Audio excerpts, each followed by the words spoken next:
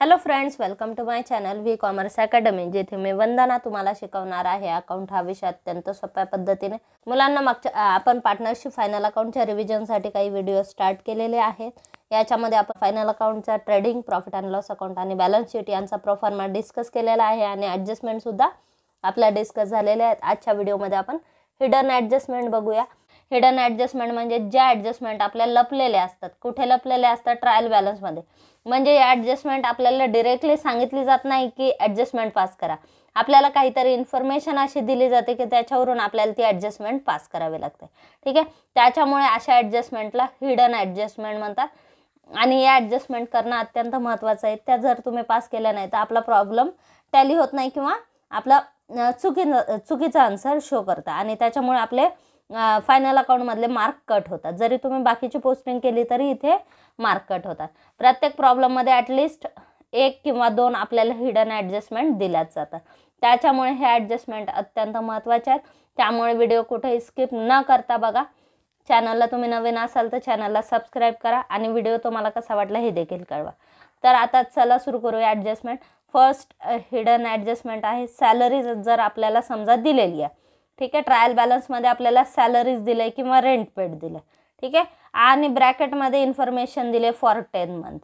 ठीक आहे, म्हणजे आपल्याला ह्याची पोस्टिंग करून फक्त झालं, आपलं काम झालं असं नाही, तर ही ब्रॅकेटमध्ये काय इन्फॉर्मेशन दिले ही आपल्याला बघावी लागेल. ज्या ठिकाणी तुम्हाला ट्रायल बॅलन्समध्ये ज्या ठिकाणी ब्रॅकेटमध्ये इन्फॉर्मेशन दिलेली आहे म्हणजेच तिथे ॲडजस्टमेंट दिलेली असते. ठीक आहे, आता इथे आपल्याला सॅलरीज सांगितलं. जर समजा आपल्याला सॅलरीज किंवा रेंट दिले 10,000 रुपये, अमाऊंट आपल्याला दिली 10,000 आणि इथे काय सांगितलं? Paid for 10 month.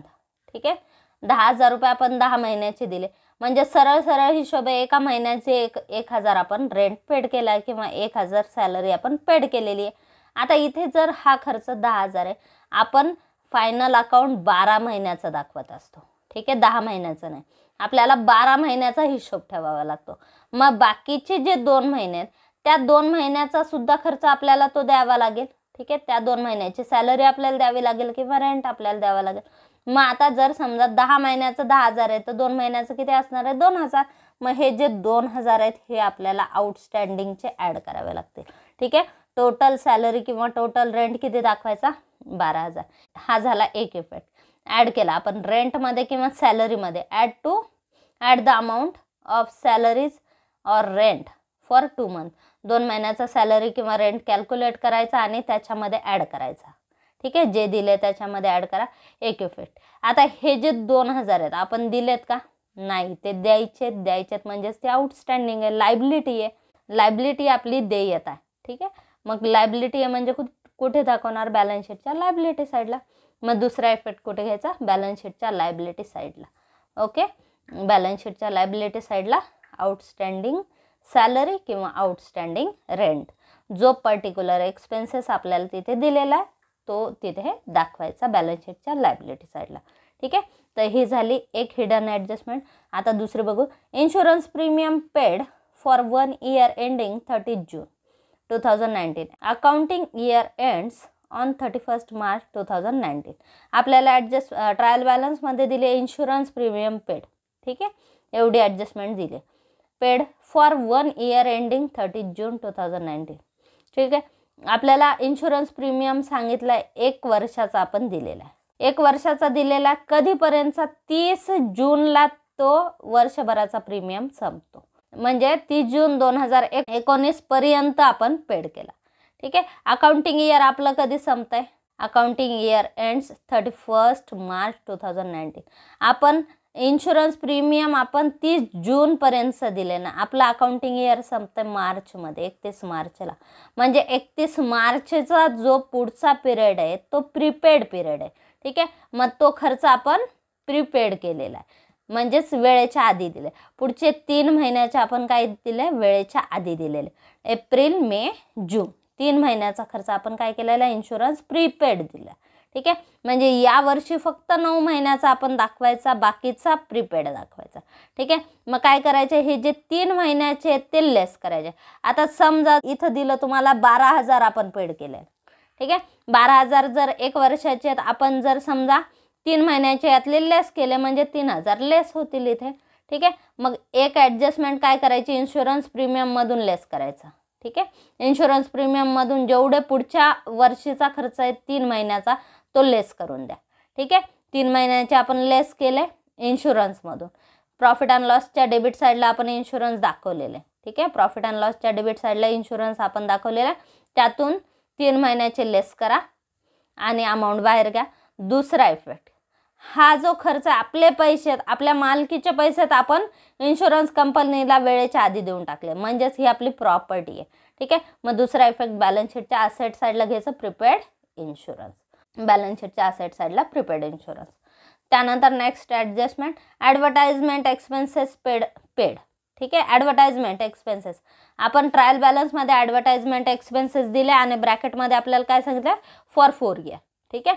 आपण गृहीत धरलं, जर समजा आपल्याला सांगितलं 8,000 रुपये ॲडव्हर्टाइजमेंटचा खर्च आपण किती दिला, 8,000 रुपये. ठीक आहे. ॲडव्हर्टाइजमेंट एक्सपेन्सेस आणि इथे सांगितलं 4 वर्षासाठी हे जाहिरात आपण केलेली. ठीक आहे. म्हणजे याचे फायदे आपल्याला 4 वर्ष मिळणार. 4 वर्ष मिळणार म्हणजे एका वर्षात आपण किती रुपयाचा फायदा घेतोय, भागिले 4 करा. ठीक आहे. म्हणजे एका वर्षामध्ये आपण 2,000ची ॲडव्हर्टाइजमेंट युटिलाइज करतोय किंवा आपल्याला तेवढे बेनिफिट मिळतात. मग 1 वर्षाचा खर्च किती गृहीत धरावा लागेल, 2,000 रुपये. ठीक आहे. मग तेवढेच 2,000 आपण कुठे दाखवणार, तेच 2,000 आपण कुठे दाखवणार, आपला खर्च या वर्षीचा खर्च म्हणून दाखवणार. ठीक आहे. मग जेवढा खर्च तुम्हाला दिलेला टोटल एक्सपेंडिचरला भागिले 4 करा, आपला वर्षाचा खर्च येतो. आणि फक्त अकाउंटिंग इयरचाच खर्च आपण त्या वर्षी प्रॉफिट अँड लॉस अकाउंटला दाखवणार. म्हणजे प्रॉफिट अँड लॉस अकाउंटला आपण फक्त 2,000 ॲडव्हर्टाइजमेंट दाखवणार. म्हणजे बाकीचे 6,000 काय करायचे, प्रॉफिट अँड लॉसमधून लेस करायचे. प्रॉफिट अँड लॉस अकाउंटच्या डेबिट साईडला आपण ॲडव्हर्टाइजमेंट घेतलेले, याच्यातून लेस करा. ठीक आहे. 1/4 अमाऊंटच फक्त आपण प्रॉफिट अँड लॉस अकाउंटला दाखवणार, बाकीची लेस करून द्यायची. मग बाकीचे 3/4 आपण काय केले, ॲडव्हर्टाइजमेंट लेस केली प्रिपेड म्हणून, आणि ती कुठं दाखवायची, बॅलन्स शीटच्या असेट साईडला. ॲडव्हर्टाइजमेंट एक्सपेन्सेस जी नॉट रिटर्न ऑफ आहे, म्हणजे आपण ती मायनस केलेली नाही, ती कुठे दाखवायची, असेट साईड. बॅलन्स शीटच्या असेट साईडला ॲडव्हर्टाइजमेंट 3/4 ॲडव्हर्टाइजमेंट 6,000, इथून 6,000 लेस करा. प्रॉफिट अँड लॉस अकाउंटमधून ॲडव्हर्टाइजमेंटमधून 6,000 लेस करा आणि ते 6,000 बॅलन्स शीटच्या असेट साईडला प्रिपेड ॲडव्हर्टाइजमेंट म्हणून दाखवा, किंवा advertisement expenses paid in advance असं सुद्धा आपल्याला दाखवता येईल. त्यानंतर नेक्स्ट ॲडजस्टमेंट आहे रेंट रिसिव्ड. रेंट मिळाला, किती महिन्याचा मिळाला, 11 महिन्याचा. ठीक आहे. आता रेंट रिसिव्ड, ट्रायल बॅलन्समध्ये आपल्याला सांगितलं रेंट रिसिव्ड. रेंट रिसिव्ड म्हणजे आपल्याला मिळालेला रेंट आहे. ट्रायल बॅलन्सच्या क्रेडिटलाही आपल्याला दाखवलेला असणार आहे.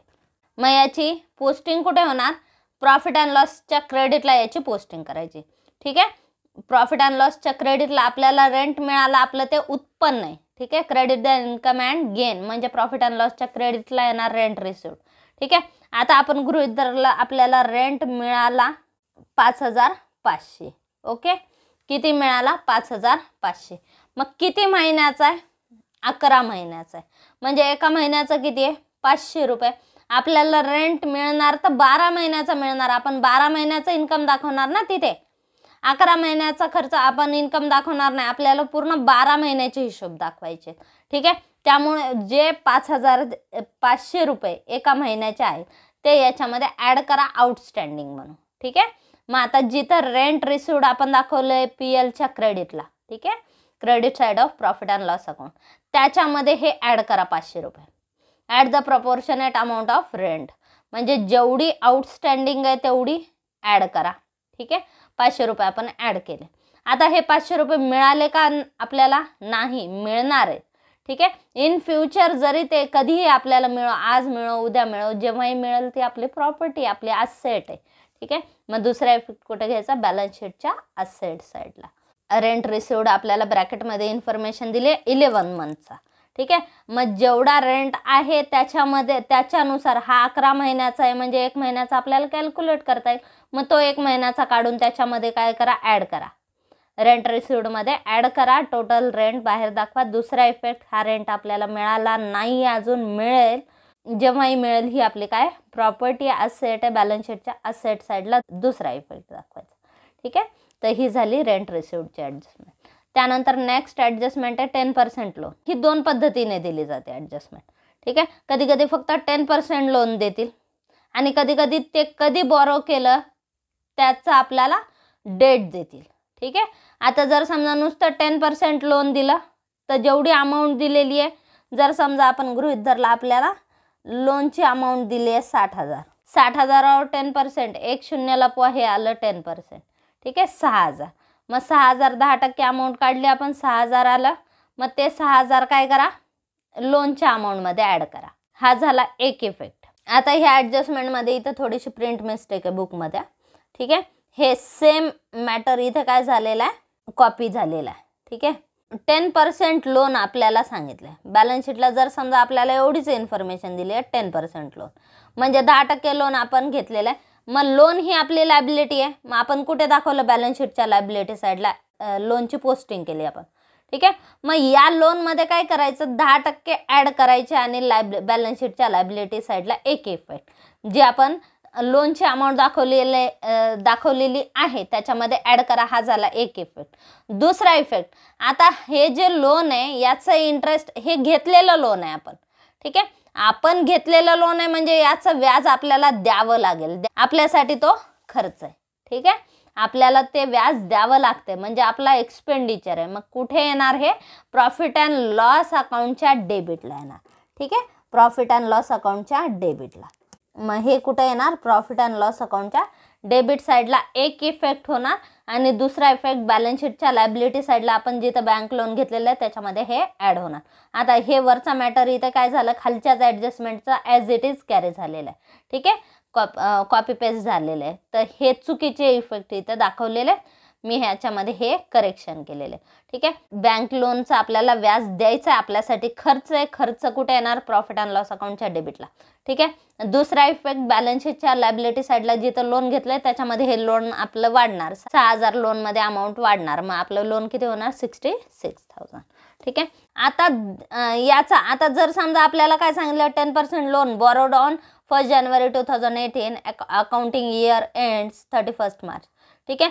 आता ही ॲडजस्टमेंट आपल्याला दोन पद्धतीने दिली जाते. कधी कधी बँक लोन दिला, 10% बँक लोन दिला आणि कधी कधी त्याची डेट सुद्धा ब्रॅकेटमध्ये दिली जाते. ठीक आहे. पर्सेंटेज दिले म्हणजे या पर्सेंटने इंटरेस्ट कॅल्क्युलेट करायचा. ठीक आहे. आणि जर डेट दिली असेल तर त्या पर्टिक्युलर पिरियडचा इंटरेस्ट कॅल्क्युलेट करायचा. ठीक आहे. आणि ॲडजस्टमेंट इफेक्ट सेम होतील, फक्त ह्या डेटचा परिणाम कशावर होईल, अमाऊंटवर होईल. पिरियड कॅल्क्युलेट करण्यासाठी ह्या डेट लक्षात घ्यायच्या. ठीक आहे. त्यानंतर नेक्स्ट ॲडजस्टमेंट, इन्व्हेस्टमेंटची सेम ॲडजस्टमेंट. ठीक आहे. आता ही लोन आहे, ही आपली लायबिलिटी आहे आणि इन्व्हेस्टमेंट आपली ॲसेट असते. आता हे इंटरेस्ट आपल्याला मिळणारा इंटरेस्ट आहे. ठीक आहे. मग इन्व्हेस्टमेंटची व्हॅल्यू जेवढी आहे, जर समजा आपल्याला सांगितलं 20,000 रुपये इन्व्हेस्टमेंटची व्हॅल्यू आहे. ठीक आहे. तर या 20,000मध्ये 16% इंटरेस्ट ॲड करायचा. ठीक आहे. हा झाला एक इफेक्ट. असेट साईडला काय होईल, इन्व्हेस्टमेंटच्या अमाऊंटमध्ये काय करायचं, ॲड करायचं. Add the amount of interest, इंटरेस्टची अमाऊंट ॲड करायची इन्व्हेस्टमेंटमध्ये. ठीक आहे. दुसरा इफेक्ट, आता ही आपली असेट वाढली म्हणजे आपलं इन्कम आहे का नाही. ठीक आहे. मग प्रॉफिट अँड लॉस अकाउंटच्या क्रेडिट साईडला काय दाखवायचं, इंटरेस्ट रिसिवेबल. ठीक आहे. हा झाला दुसरा इफेक्ट. आता जर समजा आपल्याला फक्त एवढीच माहिती दिली आहे तर हे इफेक्ट करायचे, असे इफेक्ट करायचे. आणि जर समजा आपल्याला डेट पण दिलेली आहे की कोणत्या तारखेला आपण इन्व्हेस्टमेंट परचेस केली, अकाउंटिंग इयर कधी संपतंय, तर त्या पर्टिक्युलर पिरियडनुसार तेवढा इंटरेस्ट कॅल्क्युलेट करायचा आणि तेवढ्याच पिरियडचा इंटरेस्ट तिथे दाखवायचा. ठीक आहे. म्हणजे हे आपल्याला पिरियडशी संबंधित ॲडजस्टमेंट आहे. आता इथे काय सांगितलं, परचेस ऑन 1 जानेवारी 1 जानेवारी 2019ला आपण खरेदी केली आणि अकाउंटिंग इयर कधी संपतं, 31 मार्चला. म्हणजे आपल्याला 1 जानेवारीपासूनच इंटरेस्ट मिळणार आहे. जानेवारी, फेब्रुवारी, मार्च 3 महिन्याचाच इंटरेस्ट आपल्याला मिळणार. मग इन्व्हेस्टमेंटमध्ये पूर्ण वर्षाचा इंटरेस्ट ॲड नाही करायचा, 3 महिन्याचा करायचा. ह्या माहितीचा आपण अमाऊंट कॅल्क्युलेट करण्यासाठी उपयोग करायचा. इफेक्ट काय होणार, बॅलन्स शीटच्या असेट साईडला इन्व्हेस्टमेंटमध्ये ॲड होणार आणि दुसरा इफेक्ट प्रॉफिट अँड लॉस अकाउंटच्या क्रेडिट साईडला. ठीक आहे. त्यानंतर आहे 10% गव्हर्नमेंट बॉन्ड्स. इन्व्हेस्टमेंटमध्ये आता आपण पैसे कुठे इन्व्हेस्ट करू शकतो, आपण गव्हर्नमेंट बॉन्ड्स खरेदी करू शकतो किंवा शेअर्स खरेदी करू शकतो. तर फक्त वर्ड वेगळा वापरलेला आहे इथे. ठीक आहे. आपण इन्व्हेस्टमेंट, आपण 10% गव्हर्नमेंट बॉन्ड्स खरेदी केले म्हणजे आपली ही असेट आहे, आपली प्रॉपर्टी आहे. ठीक आहे. मग बॅलन्स शीटच्या असेट साईडला आपण 10% गव्हर्नमेंट बॉन्ड्स दाखवणार बघा. ठीक आहे. आणि याच्यावर 10% इंटरेस्ट काय करायचा, ॲड करायचा. ह्याच्यामध्ये ॲड अमाऊंट ऑफ इंटरेस्टचे 10% अमाऊंट ॲड करा. दुसरा इफेक्ट, हे मिळणारं इंटरेस्ट म्हणजे आपलं उत्पन्न आहे, मग प्रॉफिट अँड लॉस अकाउंटच्या क्रेडिट साईडला दाखवायचं. ठीक आहे, इंटरेस्ट रिसिवेबल. तर ह्या झाल्या आपल्या सगळ्या हिडन ॲडजस्टमेंट. ठीक आहे, याच्यामध्ये फक्त हे पर्सेंटेज लक्षात ठेवायचे. पर्सेंटेज तुम्हाला दिली आहे म्हणजे इंटरेस्ट कॅल्क्युलेट करायचा. मग आपली लायबिलिटी असेल तर आपल्याला इंटरेस्ट द्यावा लागेल, आपली ॲसेट असेल तर आपल्याला इंटरेस्ट मिळेल. ठीक आहे, मग त्या पद्धतीने त्याचे इफेक्ट होणार. जर त्याच्यामध्ये आपल्याला पिरियडसुद्धा डेट दिली तर पिरियडसाठी त्याचा उपयोग करायचा. तर ह्या झाल्या आपल्या काही महत्त्वाच्या हिडन ॲडजस्टमेंट. हिडन ॲडजस्टमेंट अत्यंत महत्त्वाच्या असतात. ह्या तुम्हाला डिरेक्टली सांगितल्या जात नाही की अशा पद्धतीने ॲडजस्टमेंट पास करा, पण आपल्याला त्या ॲडजस्टमेंट पास कराव्या लागतात. जर आपण पास केल्या नाही तर आपलं तिथे बॅलन्स चुकतं किंवा आपला प्रॉफिट लॉस चुकीचा दाखवतो. ठीक आहे, त्याच्यामुळे हे ॲडजस्टमेंट अत्यंत महत्त्वाच्या आहेत. व्हिडिओ देखील अत्यंत महत्त्वाचा आहे. व्हिडिओ कुठेही स्किप न करता बघा. आजचा हा व्हिडिओ तुम्हाला कसा वाटला हे देखील कळवा. चॅनल अजून सबस्क्राईब केलं नसेल तर चॅनलला सबस्क्राईब करा, व्हिडिओला लाईक करा, शेअर करा आणि सबस्क्राईब करा. थँक्यू.